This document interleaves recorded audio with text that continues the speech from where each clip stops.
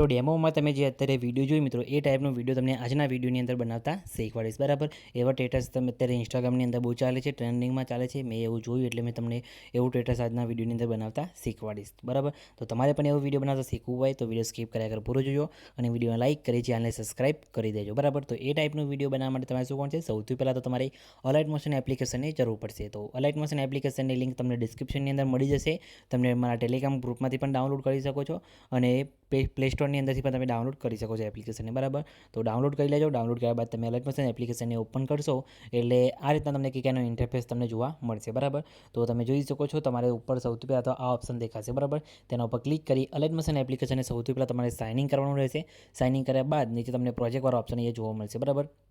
તો પ્રોજેક્ટવાળા ઓપ્શન ઉપર ક્લિક કરવાનું છે અને તમારે અહીંયાથી સૌથી પહેલાં તો પ્રોજેક્ટ એડ કરવાનો રહેશે બરાબર. આ પ્રોજેક્ટની લિંક તમને ડિસ્ક્રિપ્શનની અંદર આપી દઈશ બરાબર. તો આ પ્રોજેક્ટ ડાઉનલોડ કરી લેજો. આની તમને XML ફાઇલ પણ મળી જશે. તો તમે આની XML ફાઇલ પણ ડાઉનલોડ કરી શકો છો. તો XML ફાઇલ પણ ડાઉનલોડ કરી લેજો અને પ્રોજેક્ટ એડ કરવામાં તમારે કંઈ બી પ્રોબ્લેમ આવે તો કમેન્ટ કરીને જણાવી દેજો. અને પ્રોજેક્ટ એડ કરવા માટે મેં ઓલરેડી એક વિડીયો બનાવેલું છે બરાબર. તો એ વિડીયો જોઈ લેજો. એનાથી પ્રોબ્લેમ તમારો સોલ્વ ના થાય તો કમેન્ટ કરીને ખાલી જણાવી દેજો બરાબર. બાકી ઓલરેડી એના પર મેં વિડીયો તો બનાવેલું છે અને વિડીયોની લિંક તમને ડિસ્ક્રિપ્શનની અંદર મળી જશે. તો વિડીયો ખાલી જોઈ લેજો એટલે તમારો પ્રોબ્લેમ 100% સોલ્વ તો થઈ જશે. તો એ ના થાય તો ખાલી કમેન્ટ કરીને જણાવી દેજો બરાબર.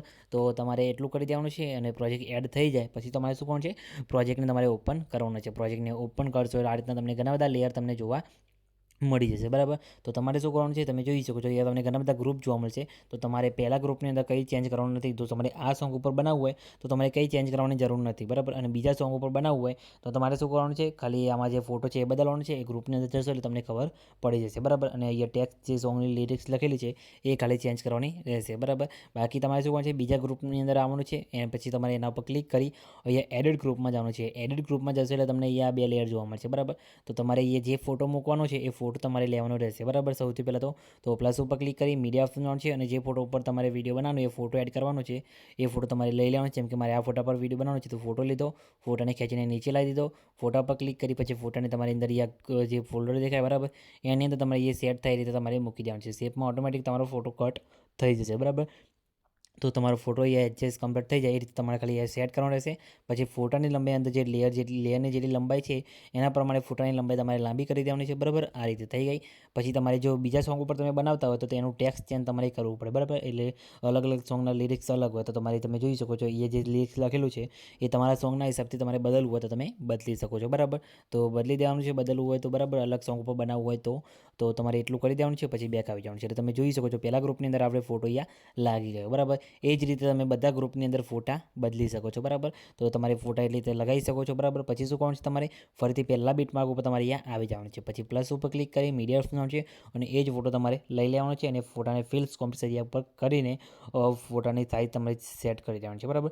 પછી ફોટાની લંબાઈ તમારે પહેલા બીટમાર્ક ઉપર રાખવાની છે બરાબર. જો બધા લેયરની બધા ગ્રુપની અંદર તમારે એક જ ફોટો રાખવાનો હોય તો આની લંબાઈ તમારે ફૂલ કરી દેવાની છે. અને ના રાખવાનું હોય તો જે ફોટામાં તમે ઉપર જે ફોટો રાખ્યો હોય એ ફોટા પ્રમાણે આ નીચે ફોટો લેવાનો છે. અને એ ફોટાને પછી તમારે બ્લાઇન્ડિંગ એન્ડ ઓપોઝિટના ઓપ્શનમાં જઈને તમારે આની ઓપોઝિટીથી 40 થી 42 જેટલી કરી દેવાની છે બરાબર. આ રીતે તમે જોઈ શકો છો આ રીતે બરાબર. તો એ રીતે કરી દેવાની છે. અને તમારે બધા ગ્રુપની અંદર એક જ ફોટો લેવાનો હોય તો આ ફોટાની લંબાઈ તમારે ફૂલ વિડીયોની લંબાઈ પ્રમાણે લાંબી કરી દેવાની છે. બાકી તમારે બીજા ગ્રુપની અંદર મેં તમને કીધું એ રીતે તમારે ફોટો એડ કરી દેવાનો રહેશે બરાબર. પછી શું કરવાનું છે, પ્લસ ઉપર ક્લિક કરી મીડિયા ઓપ્શન છે અને તમારે અહીંયાથી એડ કરવાનું રહેશે પાર્ટિકલ વિડીયો. પાર્ટિકલ વિડીયો તમને ટેલિગ્રામ ગ્રુપની અંદર મળી જશે તેથી તમે ડાઉનલોડ કરી લેજો.